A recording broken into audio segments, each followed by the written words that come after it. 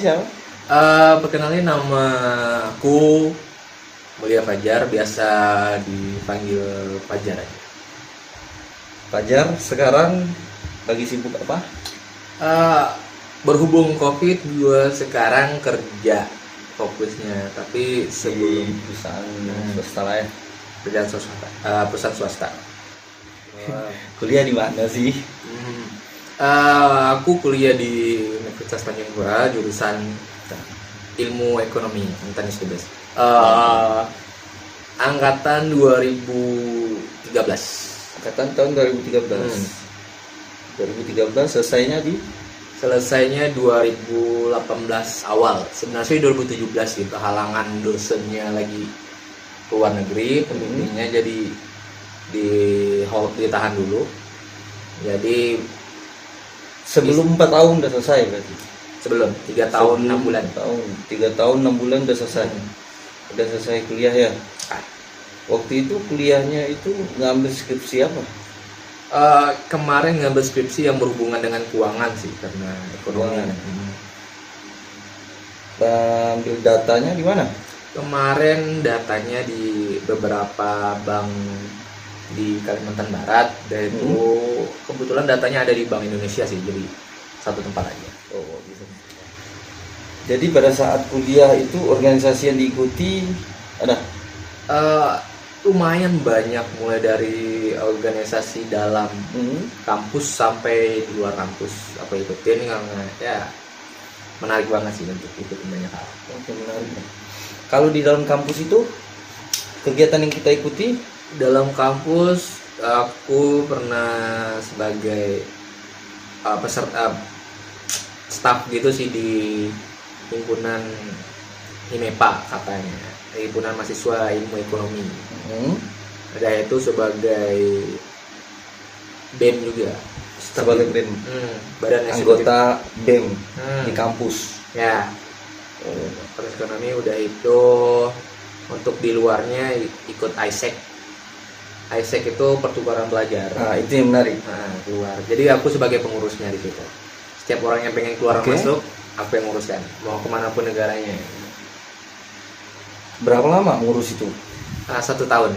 Karena ya fokus skripsi sih kemarin. Jadi fokus skripsi. Jadi pengurusan itu sampai kita pun menjadi peserta di situ apa gimana? Ya sebelum itu sih jadi peserta. Sebelum menjadi panitia itu menjadi peserta dulu. Jadi dia sebenarnya nggak mengharuskan lo harus jadi peserta kita atau enggak gitu kan. Kalau emang kita mau daftar jadi pengurus ya ada kriteria tertentu gitu. Ya, jadi nggak harus keluar gitu, tapi mempunyai skill-skill tertentu lah yang diminta sama. Apa tuh syaratnya yang harus kita pelajari, yang harus kita lakukan? Kemarin aku ngurus di bagian OGV-nya, outgoing volunteer, bahasa Inggrisnya tuh. Jadi bahasa Indonesianya bahasa Indonesianya jadi yang mau jadi volunteer keluar, itu bagiannya kita yang ngurus. Dan bagian aku sebagai manajer standard of satisfaction. Dalam bahasa Pontianaknya nanyain orang puas nggak sih jalan-jalannya tuh gitu kan, terpenuhi nggak sih semuanya tuh, dari makan ini itu semua gitu. Jadi aku nanya lah universitas di negara lain yang menerima mahasiswa dari kita nih benar-benar dilayan dengan benar nggak sih gitu. Langkah-langkah apa yang harus kita tempuh untuk kita itu bisa mempersiapkan apapun segala hal untuk kita itu bisa mendapatkan beasiswa atau kuliah di luar negeri? Untuk kawan-kawan yang mau lanjutkan kuliah, terutama hal yang paling penting itu supporting system. Maksudnya tuh orang yang dukung kalian tuh benar-benar dukung, nggak kayak orang tua tuh benar-benar support kalian. Dari faktor orang tua dulu ya. Karena kedepannya pasti jalannya tuh nggak bakal mulus, banyak lubangnya gitu, mulai dari syarat ini syarat itu, perlu biaya ini biaya itu gitu. banyak syaratnya itu seperti apa ya? Syarat pertama tuh yang paling penting itu sertifikat bahasa Inggrisnya. Oke. Yang pertama itu cara mendapatkan sertifikat bahasa Inggris itu gimana caranya? Itu bukan TOEFL kan? Ya, bukan TOEFL, itu Bukan namanya TOEFL. IELTS. IELTS. IELTS itu hampir sama kayak TOEFL, cuma dia tesnya lebih banyak gitu. Ada speakingnya, ada readingnya, ada writingnya, ada listeningnya, ada 4. Oke. Dia skornya tuh paling rendah 1 dan paling tinggi 9. 1 sampai 9. Paling rendah 1, paling tinggi 9. Ya. Oke. Ada nggak tips dan trik bagaimana caranya itu kita bisa cepat belajar mengerti bahasa Inggris? Secara pribadi aku yang telah aku lakuin gitu, aku nikmatin cara-caranya. Aku setiap hari itu meluangkan 30 menit, 10 menit di pagi, 10 menit di siang, dan 10 menit di malam. Dan untuk apa yang dilakuin dalam 10 menit itu berbeda-beda tergantung Suasana hati. pengen kita tuh kayak apa gitu. Misalnya pagi-pagi malas baca, nonton berita aja atau dengerin lagu aja gitu. Cuma kalau waktu dengerin lagu, contohnya misal suka dengerin lagu kan kawan-kawan yang Pontianak atau apa, jangan cuma dengerin lagu aja gitu, kayak cobalah tulis lirik yang kalian dengar tuh, pause sebentar, keluar. Yaitu kalian dengerin lagi gitu. Sama ndak dengan yang didengar pertama, dengar kedua tuh gitu. Sifatnya random lah ya. Kalau misalnya kita mau belajar otodidak, itu belajar otodidak dan tanpa kursus. Waktu itu ada kursus? Aku pas kuliah kursnya bentar aja di Sang Bintang School. Berapa lama? Setelah 2 bulan. 2 bulanan. Tapi belum dapat apa-apa ya harusnya. Belum dapat apa-apa. Malah kita dapatnya itu dari luar. Ya, aku dapatnya kemarin pada saat setelah selesai kuliah. Selesai kuliah. Langsung memutuskan pergi ke Surabaya kemarin. Berapa lama di sana? Surabaya tuh sekitar 3 bulanan. 3 bulan. Ada keluarga di sana? Nggak ada. Gue tinggal sendiri di sana dan fokus belajar. Fokus belajar bahasa Inggris. Dan dapatin skor IELTS-nya. Dan 3 bulannya lagi aku lanjutin ke Kediri. Mungkin kawan-kawan yang lain tahu Kampung Inggris. Bedanya, kenapa kita memilih untuk menguasai bahasa di sana? Apakah karena di sana itu pergaulan dan komunikasinya itu ke barat-baratan gimana? Sejujurnya sih beda banget sih atmosfernya gitu kan, suasananya dengan di sini. Atmosfernya gitu. Beda. Oke. Kalau di Surabaya kemarin itu namanya IDP. IDP itu tempat penyelenggara tes IELTS itu sendiri, di tempatnya langsung. Oh gitu.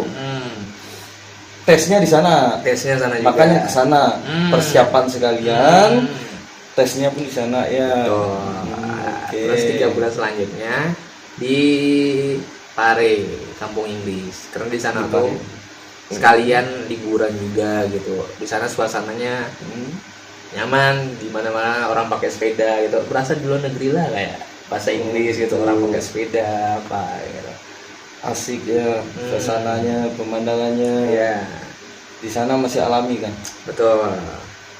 Tapi di sana komunikasinya gimana? Karena kan kita kan harus benar-benar menguasai bahasa Inggris sih, bagaimana caranya kan gitu. Di sana suasananya mendukung banget sih untuk kawan-kawan Pontianak yang mau belajar bahasa Inggris gitu. Jangan pikir panjang lah, kalau emang kalian udah ada niat langsung aja pergi sana. Kan mahal. Sebenarnya ke sana itu kan ongkosnya udah berapa? Betul, ongkirnya berapa? Tinggal di sana udah berapa? Makanannya itu setiap hari udah pasti kita jajan di luar. Kan gitu. Sebelum itu kawan-kawan coba lihat, searching dulu di Google, karena ada beberapa paket-paket tertentu yang menyediakan kayak udah sekaligus tempat tinggal gitu, walaupun makan enggak gitu ya, sekaligus tempat tinggal dan biaya lesnya. Oke, waktu itu ditanggung sama penyelenggara atau memang biaya sendiri? Waktu itu biaya sendiri sih. Biaya sendiri semua ya? Karena belum ada kayak penyelenggara ini tuh belum. niat dari kitanya pengen belajar di sana, udah ada uang, sebelum buangnya kemana-mana manfaatkan daftar buat pelatihan bahasa Inggrisnya. Dan saat itu lolos tuh enggak? Waktu itu sebenarnya dalam tes IELTS tuh nggak ada lolos atau enggak sih. Sebenarnya skornya tuh alhamdulillah sesuai dengan yang diinginkan, bisa buat daftar beasiswa gitu. Apa bedanya tes IELTS dengan TOEFL? Menurut pribadi aku, tes TOEFL itu nggak terlalu kompleks, itu nggak terlalu rumit dia. Kalau tes IELTS itu udah benar-benar mengasah bukan hanya bahasa Inggris gitu, tapi pengetahuan kita juga, nuntut kita baca berita tiap hari gitu. Tes pengetahuan lah ini, nggak cuma bahasa Inggris aja nih. Jadi kalau misalnya memang TOEFL, kalau misalnya memang kita punya sertifikatnya, itu apa kita bisa untuk bekerja di luar negeri dan belajar di luar negeri atau tidak? Kalau TOEFL, kayak TOEFL tuh nggak semua negara nerima TOEFL, hanya untuk daerah Asia Tenggara gitu. Setelah kita mendapatkan sertifikat IELTS, apa sih yang kita lakukan lagi? Nah, setelah dapat IELTS, berarti satu langkah, kita tuh udah naik satu langkah gitu. Udah naik satu level, satu langkah lah ya. Langkah berikutnya itu kalian perlu cari dosen pembimbing. Dosen pembimbing itu buat ngasih surat tanda tangan surat rekomendasi. Dosen pembimbing itu dari kampus kita sendiri atau dari kampus yang tempat kalian sekolahnya, ataupun dari tempat kerja kalian gitu. Oh gitu. Bisa rekomendasi lah. Bisa rekomendasi. Jadi nanti pihak universitas sana bakal hubungin orang tersebut, nanya benar kenal nggak sih dengan orang ini gitu. Wah, kayak gitu. Jadi nggak sembarangan gitu. Dan detail dosennya pun kalau bisa teman-teman cari yang, kalau dosen lah ya, udah profesor lah. Kawan-kawan jangan takut sebenarnya kalau yang mau minta surat rekomendasi. Dosen-dosen pasti dukung kalian kok. Cuma mereka awalnya nanya mau kuliah di mana, nanti ambil jurusan apa, tujuan kalian kuliah nanti apa, baliknya mau bakal jadi apa, kayak gitu sih. Seperti wawancara gitu. Tapi dalam bentuk bahasa Indonesia atau bahasa Inggris? Bahasa Indonesia. Bahasa Indonesia ya. Aman. belum. Kedepannya nanti. Belum. Terus apalagi setelah itu? Setelah kita udah dapat rekomendasi kan? Setelah dapat rekomendasi, kalian ini opsional sih sebenarnya, ada yang minta, ada yang enggak. Kalian perlu buat surat mini tesis, namanya tuh personal statement. Rancangan penelitian kayak pengajuan gitu juga kan? Pengajuan rancangan penelitian kayak di luar nanti mau buat apa sih gitu. Jadi udah ada rencana kita dulu gitu. Yang itu dalam bahasa Inggris nulisnya. Oh, itu dalam bahasa Inggris. Bahasa Inggris. Saat itu lo nulis apa? Waktu itu gua nulis tentang kebetulan Kalimantan kan kaya kan bahan alamnya, terutama sawit di mana-mana kita lihat. Iya. Terus gua waktu itu buat permasalahan kayak gini. Kita punya banyak hasil kelapa sawit dan tapi kenapa petani itu ngeluh tentang harga terus gitu? Ada apa di situ? Oke, setelah buat itu apakah diterima? Mini apa tadi? Mini tesis. Jadi jangan penelitiannya. Jadi pada saat kita itu membuat rancangan penelitian untuk penelitian riset kan, kita langsung mengajukan. Dan pada saat mengajukan, setelah itu apa lagi?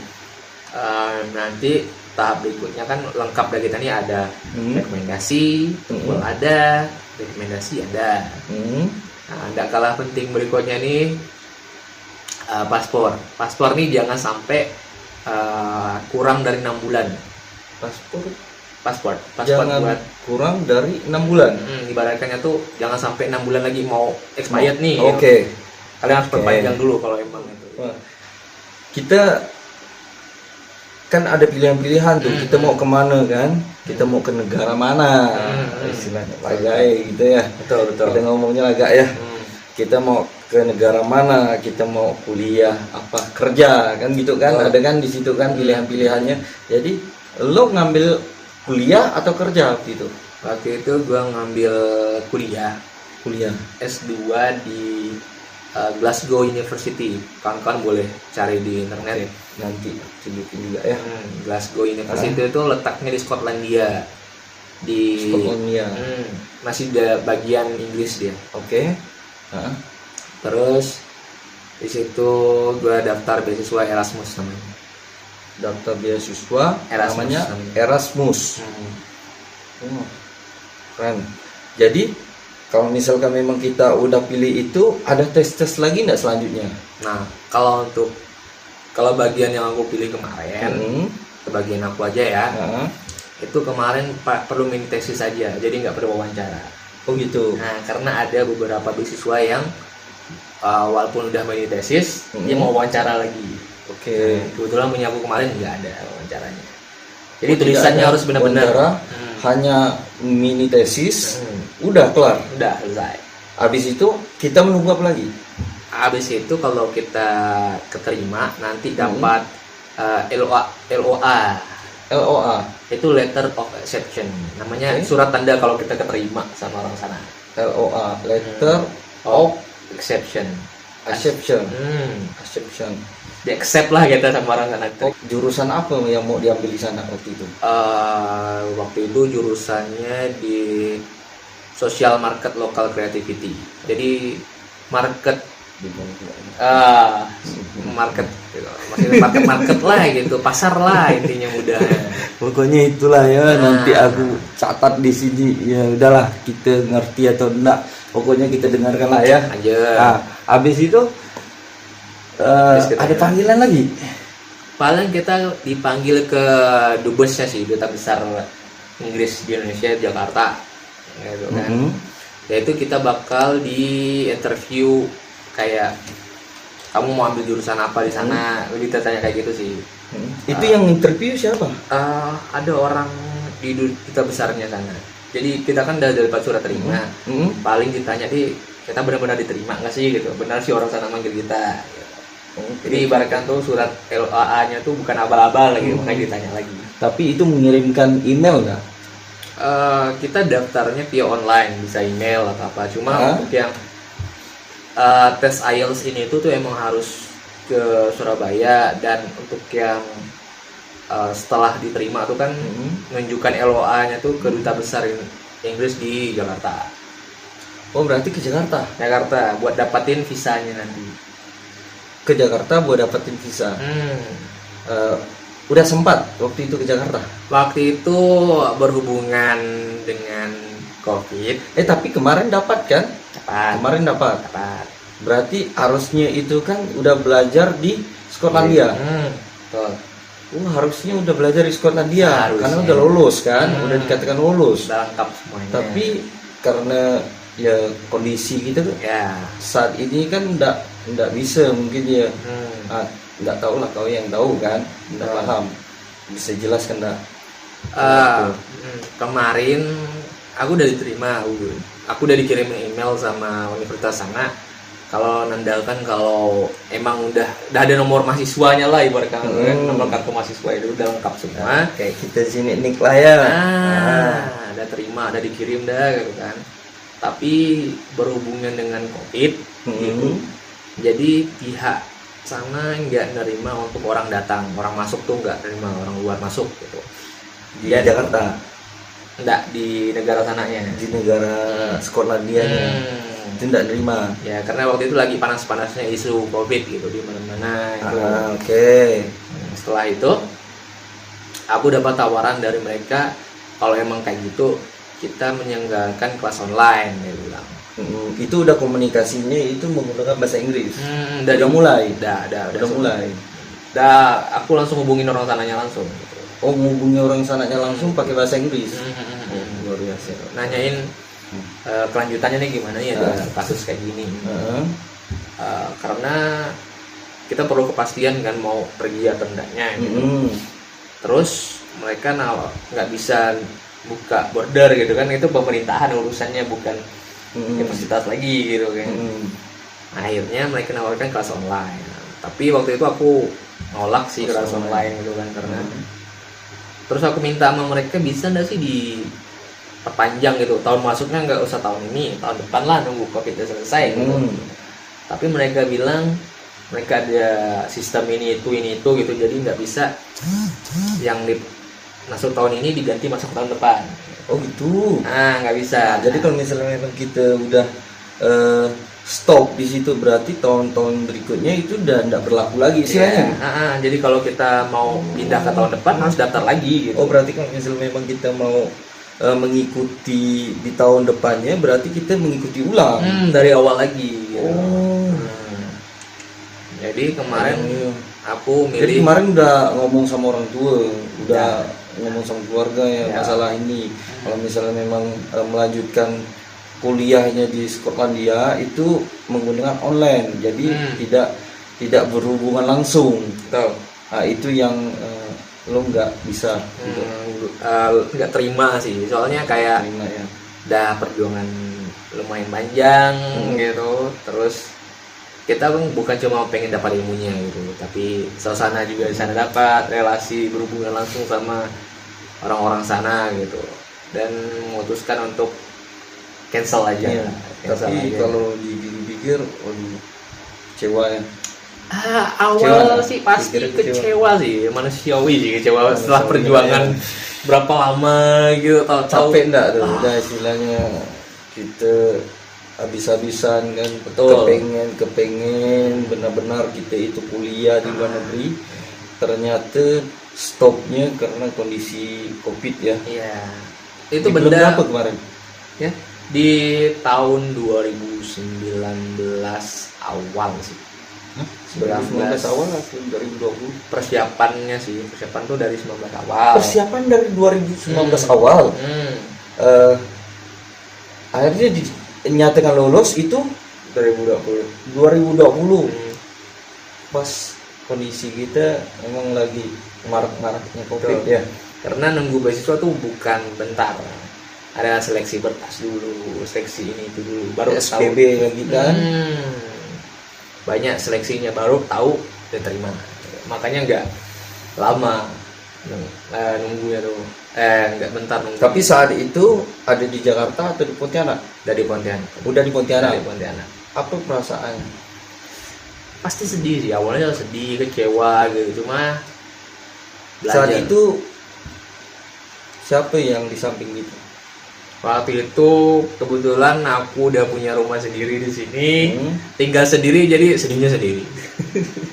Tapi aku tipe orang yang apa ya, nggak terlalu kuat mandang ke belakang gitu. Lebih tepatnya apa sih yang harus kulakuin lagi, ini udah tahu nggak lolos, sudah lah, nggak usah ditangisin lagi gitu. Ada rencana pengen coba lagi?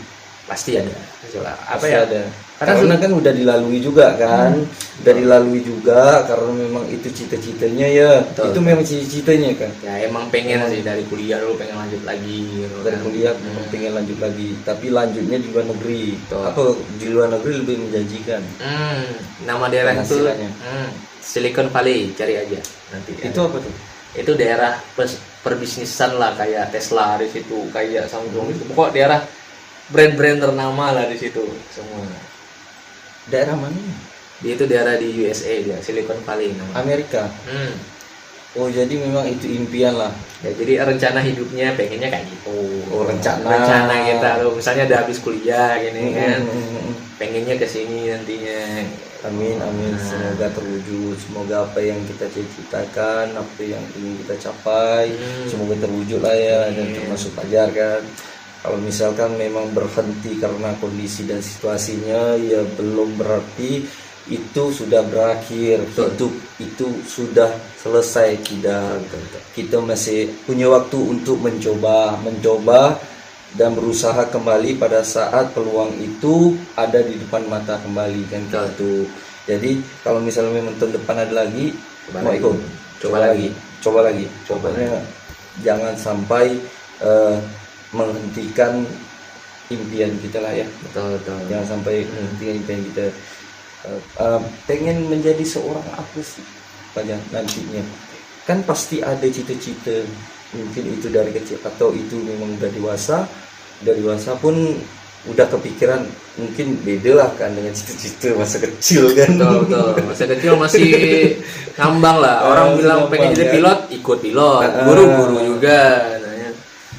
Jadi Aku waktu kuliah sih yang benar-benar netapkan di kepala gitu kan. Pengennya bakal jadi ini gitu. Aku waktu itu pengen jadi bisnis konsultan. Jadi ketika orang buka bisnis gitu kan, datangnya ke bisnis konsultan nanya, aku cocok nggak sih bangun usaha ini gitu, modal aku bisa kembali dalam waktu berapa lama sih gitu, lebih ke kayak gitu gitunya sih. Oh gitu ya. Jadi kepengennya itu benar-benar itu jadi konsultan bisnis. Jadi misalkan memang nanti ada proyek orang itu konsultasinya dengan konsultan kayak gitu. Tapi di bisnis, dalam bidang bisnis ya. Mau buka perusahaan, dia konsultasinya nanti dengan itu ya. Jadi itu yang kepengen dikejar. Cuman untuk mengejar itu, kenapa memilih untuk kuliah di luar negeri? Pertama ya, aku tuh tadi ada mention sebelumnya Glasgow University gitu. Glasgow University itu tuh tempat salah satu bapak ekonomi kuliah gitu. Bapaknya ekonomi itu kuliah situ. Makanya aku pilih di situ. Jadi pengen ngerasakan suasana yang sama. Gimana sih dia bisa mencetus teori-teori ekonomi gitu kan dari kampus itu gitu. Aku milih kampus itu ya karena itu tadi salah satunya. Pertama, cepat tahu aku kan yang pengen jadi bisnis konsultan, di sana dapat hal-hal baru gak gitu yang bisa merubah apa gitu. Mungkin itu menurut pribadi menurut lo, kalau misalkan memang keluar negeri sekolah di luar negeri, mungkin bisa bekerja di luar negeri, mungkin porsinya itu ya seperti konsultan lah ya. Betul. Tapi kita udah menguasai banyak bahasa secara tidak langsung ya, karena memang kita di luar.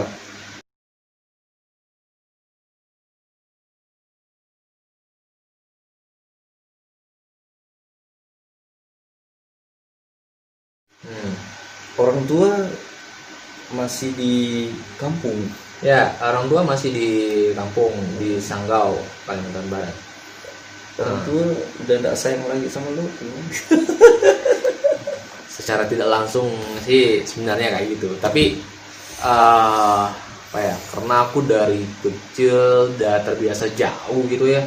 Dari SMA gue udah di NTB 3 tahun gitu kan. Habis pas kuliah juga sering berpergian kemana-mana. Jadi mereka udahlah bisa ngurus lah dia di sana gitu. Jarang pulang lebaran pun tetap di Pontianak gitu kan. Malah mereka yang datangin gitu. Mereka sayang sama lo nggak sayang sama mereka. Apa lo nggak sayang sama mereka bagaimana? Nanti orang tua nonton nih, kasihan orang tua. Orang tua itu pasti pengen kita bahagia, tapi apakah kita bisa membahagiakan orang tua? Betul. Jadi apa sih yang pengen disampaikan untuk dua orang tua dari Fajar? Dari aku, semoga sehat selalu lah. Itu yang pertama. Semoga sehat selalu, dan kalau mereka sehat selalu semoga panjang umur. Biar bisa ngelihat kesuksesan anaknya ke depannya. I love you ma, love you pak. Nah, itu aja sih. Sehat itu penting.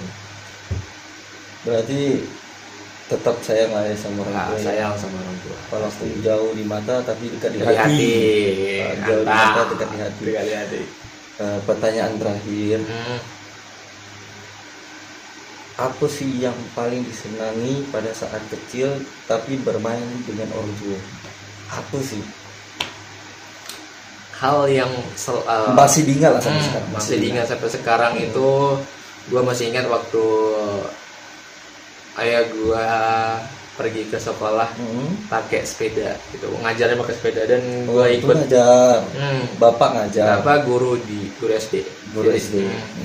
Pak itu lumayan jauh dari rumah, jadi dia pakai sepeda, dan gue hobi pergi ke sekolah ngikutin orang tua gitu kan. Jadi itu sih yang paling momen diingat tuh, sepeda bareng.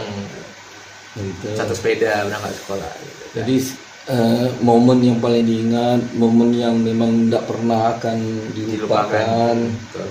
Ya pada saat kita pun nanti kita itu udah menjadi orang ataupun kita memang udah sukses. Betul. Ya pada saat kita melihat ke belakang, yang kita ingat pasti orang tua, dan benar-benar momen yang kita ingat itu saat bersama mereka kan kita tahu. Tapi bandel enggak dulu, orang tua marah-marah enggak, sering enggak marah-marah. Ini, jangan ke sini, jangan main-main, udah malam pulang. Betul. Terus gimana? Sering sih sebenarnya, Seringnya. karena waktu itu tinggal dekat Sungai Kapuas gitu, jadi sering main dekat sungai gitu, mau maghrib masih tidak mau keluar dari air gitu kan. Diteriakin lah, nanti ada buaya lah, ada inilah, nggak boleh. Takutkan lah ya. Suka main air dekat Sungai Kapuas kan. Tapi sampai di jewer enggak nih telinga, dicubit enggak nih? Itu gimana? Pelasah lah. Pelasah. Nah, kalau bahasa kita pelasah. Pelasah lah. Dipukul. Pangkung dipukul. Tapi pakai rotan ya, waktu dulu pakai rotan. Masih pakai ikat pinggang gitu. Levelnya udah tinggi ya, rotan lari ya. Levelnya terlalu rendah kan. Pinggang yang kulit tebal. Jadi cerita orang tua ini ya udah, ini memang menutup video kita. Jadi kalau misalkan memang nanti kita seperti apa, kita menjadi apa, jangan sampai lupa orang tua. Tuh. Oke, sekian terima kasih. Lumayan sih. Lumayan sih dalam ukuran 10 Cuma menit. iya, bukan 10 menit tuh, itu mungkin 20 sampai 30 menit tuh. Kalau kuliah sih main lah ya. Tapi tadi Seru ya sih. Seru ya sih. Cuman itulah tadi itu Banyak bahasa-bahasa yang itu ya. bertanya sama kau itu yang masalah jalan-jalan tuh kan banyak tuh. Kau kan udah kemana-mana kan, bukan hanya di Pontianak kan kau nongkrongnya kan. Tadi kan ada beberapa tempat kan, cuman kan tidak semuanya tadi pertanyaan sama kau. Sebenarnya kalau misalnya memang tadi aku tanyakan ke kau tuh diseru sih sebenarnya. Cuman itulah, kita kan enggak bisa istilahnya tuh Langsung bahas semua. Nanti kan bisa. Jadi cuman kan aku lupa tadi itu membahas masalah kau jalan-jalan ke Singapura kan. Sebenarnya tadi cantik tuh kalau misalnya kita bahas. Gabungkan gitu. Kalau misalnya memang aku bahasnya itu lo jalan-jalan ke Singapura ngapain, berapa lama, terus kau ke Thailand, terus kau ke Kuching ya, ada Kuala Lumpur, terus gimana lagi? Jepang, habis itu mana lagi? Kanada. Sebenarnya kalau misalnya memang itu bahasa itu cantik tuh, karena kan kau kan udah memang sampai di sana, jadi kau bisa menceritakan ya aturan di negara ini seperti apa sih, aturan negara ini seperti apa sih. Itu tadi itu, aduh, cuman udahlah, nanti ini ya untuk yang pertama ini, yang kedua nanti baru untuk episode selanjutnya. Nanti aku bakalan bisa membahas tentang bagaimana sih seorang Fajar yang keliling dunia lah ya, bisa dibilang keliling dunia. Tapi kalau untuk di Indonesia pun udah banyak tempat kan yang udah dikunjungi kan, udah datangi. Satu yang belum. Itu ya tadi itu di NTT itu, aduh, di NTT itu sebenarnya NTB itu sebenarnya aku tuh mau bahas banyak di situ karena aku lama di situ. Ada 3 tahun kan?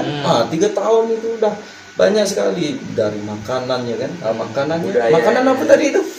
Itu Monco sama Salome. Mengonco dan Salome kan. Itu tuh lucu kan.